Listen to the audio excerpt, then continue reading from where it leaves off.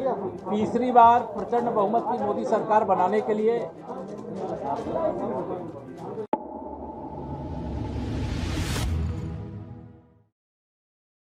बरेली पहुंची deputy CM Keshav Prasad Maurya ने अखिलेश यादव और गठबंधन पर जमकर निशाना साधा। उन्होंने अखिलेश यादव पर निशाना साधते हुए कहा कि अखिलेश यादव का जो पीडीए है वो परिवार डेवलपमेंट अथॉरिटी है, वो परिवार से ज्यादा सोच नहीं सकते हैं। अखिलेश यादव सत्ता के बिना वैसे ही बेचैन है जैसे बिन पानी के मछली होती है। अखिलेश यादव अब कभी भी मुख्यमंत्री नहीं बन सकते। अब भाजपा ने एमपी में एक यादव को मुख्यमंत्री बनाया है। दरअसल अखिलेश यादव ने बुलडोजर पर हमला बोला था, जिसके जवाब में केशव प्रसाद ने अखिलेश यादव पर निशाना साधा। भाजपा की 2024 में आएगी सुनामी, 400 से अधिक आएगी सीटें। डिप्टी सीएम केशव प्रसाद मौर्य ने सर्किट हाउस में प्रेस कॉन्फ्रेंस कर कहा कि 2024 में भाजपा की सुनामी आएगी। अब की 400 से अधिक सीटें भाजपा जीतेगी। उन्होंने कहा यूपी भाजपा का गढ़ है और भाजपा को सभी वर्गों का समर्थन है। देश की प्रगति बहुत तेजी से हो रही है, यूपी तेजी से आगे बढ़ रहा है।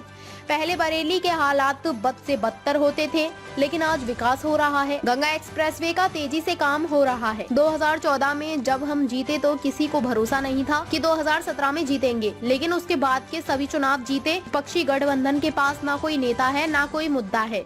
विपक्ष दिशा विहीन है। 400 पार होगी बीजेपी की सीटें। 2047 तक हम विकसित भारत बनाएंगे, उसके लिए संकल्प यात्रा चल रही है।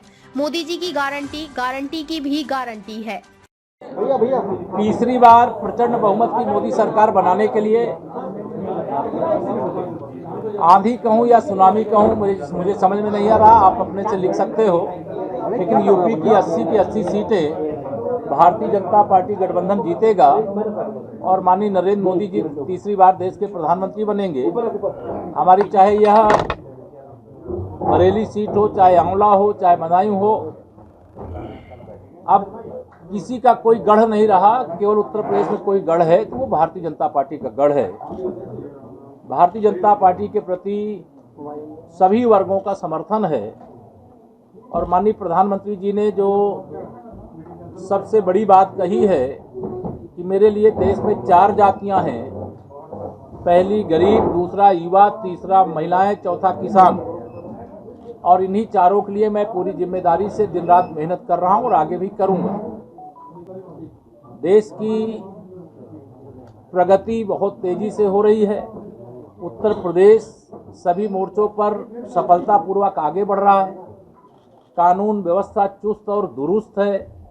अपराधियों में डर का और भय का माहौल है।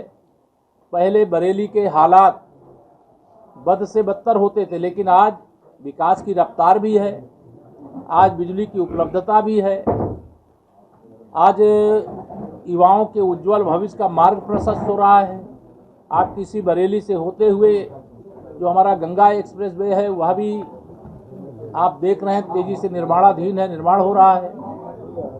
पूरे प्रदेश के अंदर एक अनुकूल वातावरण है। इसलिए 2014 का लोकसभा जब हम जीते थे तो किसी को ये भरोसा नहीं था कि हम 2017 में भी सरकार उत्तर प्रदेश में बनाएंगे, लेकिन 14 की लोकसभा की तरह 17 की विधानसभा भी जीते और फिर 19 में सपा, बसपा, कांग्रेस, राष्ट्रीय लोकदल ने गठबंधन कर लिया। गठबंधन के बाद भी 64 सांसद हमारे उस समय जीते, 51% वोट मिला। बाद में 2 उपचुनाव जो सपा अपना गढ़ मानती थी, चाहे वो रामपुर लोकसभा हो, चाहे आजमगढ़ लोकसभा हो, वहाँ पर भी भारतीय जनता पार्टी ने बड़े अंतर से विजय प्राप्त की है। 2024 में सभी सीटों पर विजय प्राप्त करने की भारतीय जनता पार्टी जोरदार तैयारी कर रही है। विपक्षी गठबंधन के पास न कोई नेता है, न उनके पास कोई मुद्दा है, न देश के लिए कोई उनके पास विजन है। उनके पास एक ही एजेंडा है कि कब देश की एक आदिवासी समाज की बेटी राष्ट्रपति बने तो उनका कैसे अपमान किया जाए, एक किसान का बेटा देश का उपराष्ट्रपति बने तो उनका कैसे अपमान किया जाए, एक गरीब माँ बाप का बेटा पिछड़े वर्ग से आने वाले माननीय नरेंद्र मोदी जी देश के प्रधानमंत्री बने, उनका कैसे अपमान किया जाए। यह इन विरोधियों को बर्दाश्त नहीं हो रहा। जो विरोधियों का गठबंधन है उसे मैं ठगबंधन कहता हूँ, और वह ठगबंधन दिशा विहीन है। उसके पास कोई दिशा नहीं है। जितने दल हैं, जितने नेता हैं, उतने प्रधानमंत्री पद के उम्मीदवार हैं।